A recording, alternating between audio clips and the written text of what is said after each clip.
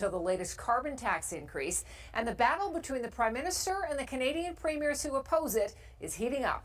Danielle Smith took aim at the levy once again today as Justin Trudeau accused her and others of misleading Canadians. It's a fight over optics, but as Tim Brooke explains, the truth is still a little murky.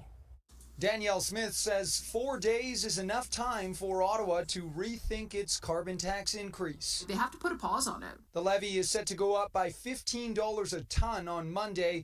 It'll add about 3 cents to every litre of gas and, according to Smith, trickle down to almost every other part of consumer life. When you're in the middle of an inflation and affordability crisis, having a tax that is not achieving the desired purpose it should be really the first thing to be put on pause. And Smith isn't the only provincial leader asking for that pause, but Ottawa seems unlikely to give in. It is the least disruptive from an economic perspective measure we can put in place to tackle climate pollution. Conservative premiers across this country are misleading Canadians. The Prime Minister says it's dishonest to mention Monday's increase without also mentioning the bump to quarterly federal rebates. So not only are we fighting climate change and reducing emissions, but we're putting more money back in the pockets of families. Many experts say financially it's close to a wash.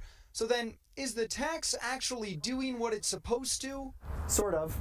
A simple answer for a complicated problem.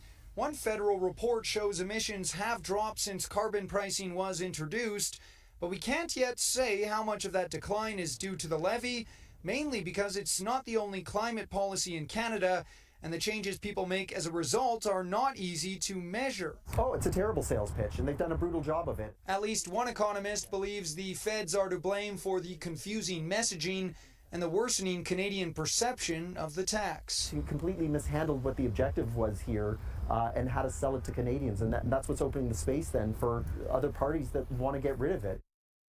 And Tim joins us now. Tim, those Conservative premiers aren't finished speaking out either. That's right, Tara. Most have actually requested to speak on this matter in front of a House of Commons committee. Saskatchewan Premier Scott Moe gave his 2 cents on the carbon tax today. He says he thinks it's just making life more unaffordable for his residents and also driving business away from his province. Our Premier, Danielle Smith, set to present tomorrow morning at 9 o'clock our time. And while we're expecting she'll have a very similar take as Moe, remember, her government's also increasing a levy of its own on Monday. That, of course, Tara, is the provincial fuel tax. Okay, Tim, thank you.